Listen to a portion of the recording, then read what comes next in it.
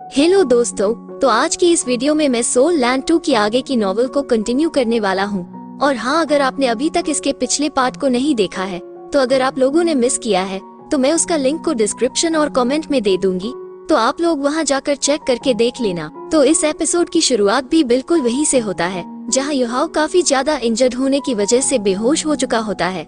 और युहाओ की ऐसी हालत को देख के वैंग क्यूआ मन में कहती है, अचानक से इसकी पूरी बॉडी के अंदर कोल्डनेस फैल गई है, क्या ये यहाँ पे मरने वाला है? नहीं, ऐसा नहीं हो सकता है। और फिर वैंग क्यूआ तुरंत ही अपने गोल्डन ड्रैगन स्पीयर को बाहर निकाल के फ्लावर को धमकाते हुए चिल्लाते हुए कहती है, आखिर इसे क्या हुआ है और मैं कैसे इसे बचा सकती हूँ, जल्दी से बताओ।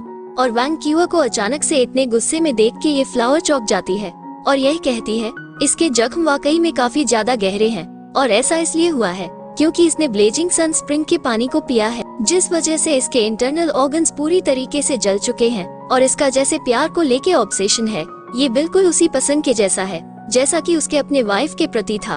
तो वैंग क्यूआ गुस्से से कहती है, ये तुम अपनी बेकार की बकवास करना बंद करो, तुम तो बस ये बताओ क्या तुम इसे ही कर सकती हो या नहीं।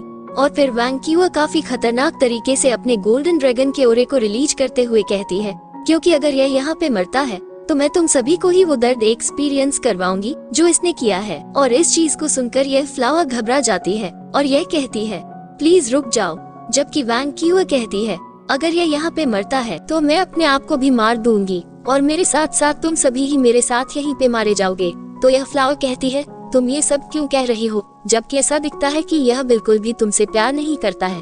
तो वैंग क्यूआ गुस्से से कहती है, क्या तुम्हें समझ में नहीं आ रहा है जो मैं तुमसे कह रही हूँ? और मुझे इस चीज की कोई भी परवाह नहीं है कि युहाओ मुझसे प्यार करता है या नहीं, लेकिन अभी मैं पूरे दावे के साथ कह सकती हूँ यही सिर्फ एक है जिसे मैं सबसे ज्यादा प्यार करती हूँ। और अगर यह अपनी जिंदगी को अपने प्यार के लिए सेक्रीफाइस कर सकता है तो फिर मैं भी अपने प्यार के लिए अपनी जिंदगी को सेक्रीफाइस कर दूंगी, मतलब कि युहाओ के लिए मैं अपने आप को सेक्रीफाइस कर दूंगी। और अगर तुम इसे नहीं बचा सकती हो तो मैं अपने लास्ट ट्रम्प कार्ड को इस्तेमाल करूंगी और तुम सभी को ही अपने साथ नरक ले जाऊंगी। जबकि इस तरफ ये फ्लावर परेशान होकर मन में सोचती है, आखिर यंग पीपल ऐसा कुछ क्यों करते हैं जब बात उनके प्यार पे आती है तो। और फिर यह वैंग क्यूआ से कहती है, इसे हील करना मेरे लिए तो नामुमकिन है, लेकिन मैं एक रास्ते को जानती हूँ इसे बचाने के लिए, अगर तुम चाहो तो वो मैं तुम्हें बता सकती हूँ। जिसके बाद में शेरेक अकेडमी का सीन दिखाया जाता है जहाँ पर डोंगर अकेली उदास बैठी होती है और यह युहाओ को याद करते हुए मन में कहती है, हुआ युहाओ, आखिर क्यों तुम मुझे छोड़ के चले गए और क्या अब तुम मुझे धोखा दे रहे हो? लेकिन आखिर क्यों तुम्हें वैंग क्यूआ के साथ ही जाना पड़ा? क्या मैं तुम्हें अच्छी नहीं दिखती थी? मुझे तो बिल्कुल नहीं लगता है कि तुम मुझे इस तरीके से छोड़ के चले जाओगे। हाँ, क्या कभी तुम दोबारा से लौट के भी आओगे? और फिर डोंगर रोते हुए मन में कहती है, मैं तुम्हारे बिना जी नहीं सकती हूँ। और वाकई में तब काफी ज्यादा दर्द होता है जब तुम किसी को काफी ज्यादा प्यार करो और वो तुम्हें बिन वजह ही छोड़ के चला जाए। युहाओ, प्लीज घर लौट आओ, और अगर तुम लौट के आते हो तो मैं कुछ भी करने के लिए तैयार हूँ, और अगर जरूरत पड़ी तो मैं अपनी जिंदगी को भी बेच दूंगी। और फिर हमें श्रेक अकेडमी के बाहर का सीन दिखाया जाता है जहाँ पे जू सांसी टहल रहा होता है और यह मन में डोंगर के बारे में सोचते हुए कहता है, आज डोंगर काफी ज्यादा उदास दिख रही है और मैं बिल्कुल भी नहीं जानता हूँ कि आखिर यह कमीना हुआ युहाओ कहाँ चला गया है और ना जाने वो किस नर्क में होगा भी। और तभी अचानक से इसका ध्यान किसी पे जाता है जो कि कुछ दूरी पे इससे होते हैं, जो कि इसी की तरफ आ रहे होते हैं।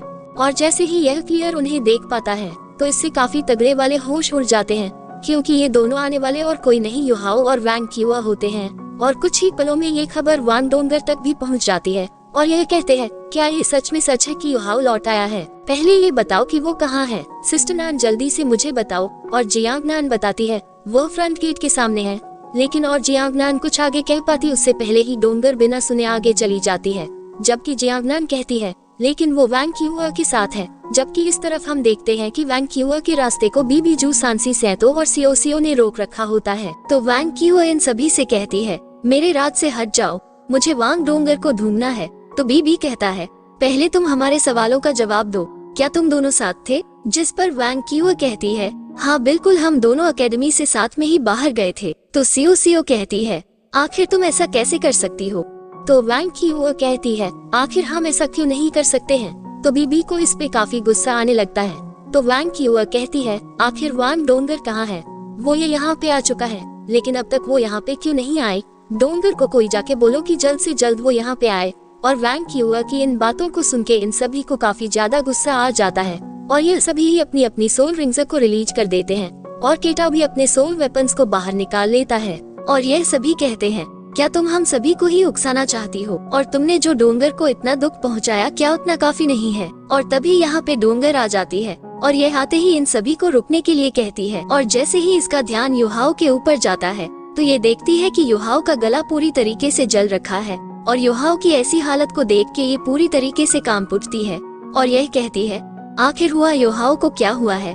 जबकि इस तरफ ये सभी लोग कहते हैं, हम नहीं जानते कि तुम दोनों के बीच में क्या हुआ है जब तुम दोनों यहाँ पे नहीं थे और हम भी देखते हैं कि तुम यहाँ पे क्या करती हो। तो वांग डोंगर आगे आते हुए कहती है, चलो पहले सुनते हैं कि इसके पास क्या कहने को है। वैंग क्यूआ सबसे पहले भी यही कहती है, पहले तो तुम लोग ये बताओ कि आखिर तुम लोग मुझे उस एटीट्यूड से क्या दिखाना चाहते थे और यहाँ पे देख के ऐसा लगता है जैसे कि मैं ही गुनाहगार हूँ जो कि हुआ युहाओ को अपने साथ लेके यहाँ से भाग गई थी। और तुम लोग तो ये कहते हो ना कि तुम सभी ही हुआ युहाओ के बेस्ट फ्रेंड्स हो, लेकिन मुझे तो ऐसा नहीं लगता है क्योंकि अगर ऐसी बात होती तो तुम लोग इसके ऊपर शक नहीं करते। और क्या तुम लोगों को सच में ऐसा लगा कि युहाओ कुछ ऐसा भी कर सकता है। और वैंग क्यूआ की इस बात को सुन के ये सभी ही चौंक जाते हैं और कुछ भी नहीं कह पाते हैं। डोंगर कहती है, तो क्या यहाँ पे जो हो रहा है अगर वो सच नहीं है तो फिर हम क्या इमेजिन करते।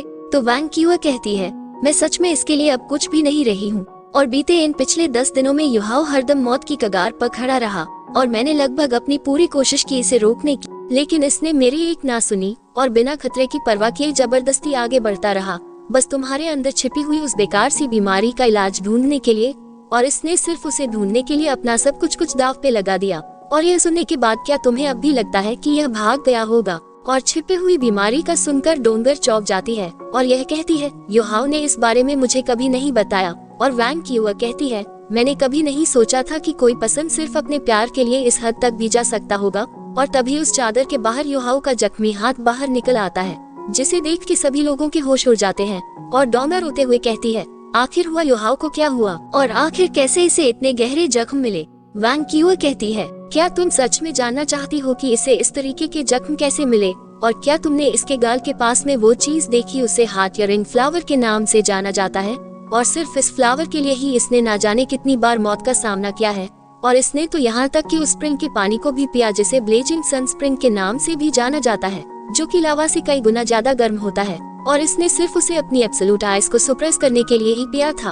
और जब यह उस ब्लेजिंग सन स्प्रिंग के पानी को हाथ में ले रखा था, उसी से जलने की वजह से इसके हाथ में इतने गहरे जख्म आए और यहाँ तक कि इसने उस लावा जैसे पानी को पिया भी था जिसकी वजह से इसकी इतनी बुरी हालत हो गई है। इसने एब्सोल्यूट आइस को ही सप्रेस करने के लिए उस वाटर को पिया था जिसकी वजह से इसका माउथ, थ्रोट, इंटरनल ऑर्गन सभी बुरी तरीके से जल गए हैं। और यहाँ तक कि यह हर समय मौत की कगार पर खड़ा था।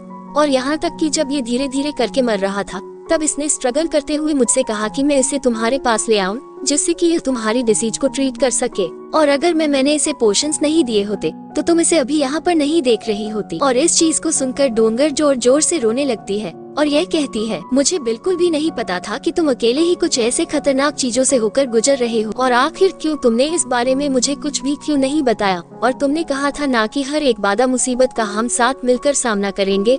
और डोंगर को इतना बुरा लग रहा होता है कि इसे खुद को खून की खांसी आने लगती है। और डोंगर की ऐसी हालत को देख के बीबी को काफी ज्यादा चिंता होने लगती है, जबकि डोंगर का ब्लड इस हॉट रिंग फ्लावर के ऊपर गिर जाता है जिस वजह से यह ग्लो करने लगता है। और इस तरीके से ये दोनों लाइफ एंड डेथ का कॉन्ट्रैक्ट कर रहे होते हैं जिससे कि ये दोनों ही एक साथ जिएंगे और एक साथ ही मरेंगे। और इन दोनों की ही जिंदगियां अब आपस में कनेक्ट हो चुकी हैं। और अब ऐसा यहाँ पे कुछ भी नहीं है जो कि तुम दोनों के प्यार को ब्लॉक कर सके। और अब इन दोनों का प्यार हमेशा अमर रहेगा। जबकि इस तरफ वैंग क्यूआ इस चीज को देख के हैरान होते हुए मन में कहती है, ये कॉन्ट्रैक्ट तो यहाँ तक कि तब भी फॉर्म हो गया जबकि युहाओ अभी भी अनकॉन्शियस है। और फिर वैंग क्यूआ युहाओ को काफी करीब से देखते हुए कहती है, तुम सिर्फ इकलौती हो जो कि इसके दिल के अंदर है और बस मेरा अपीयरेंस ही तुम्हारे जैसा है, लेकिन इसके दिल में मैं तुम्हारी जगह नहीं ले सकती हूँ। और जब मैंने इसे तुम्हारे प्यार में सब कुछ सेक्रीफाइस करते देखा तो यहाँ तक कि मुझे भी ये भी पता नहीं चला कि कब मैं इसके प्यार में पड़ गई। और अब मैं इससे काफी ज्यादा प्यार करती हूँ, लेकिन मुझे यह इस बात से भी काफी बुरा लगता है कि क्यों मैं तुमसे बाद में आए इसकी जिंदगी में। और ये तुम्हारे अलावा किसी और को दिल नहीं देगा और ना ही 2 वुमन से प्यार करेगा। और अब इसके लिए सब कुछ इसका प्यार ही है जो कि सिर्फ तुम हो। और इस प्यार के खेल में तुम जीत गई हो, इसका मतलब कि मैं अब इसके लिए तुमसे कभी कम्पीट नहीं करूंगी।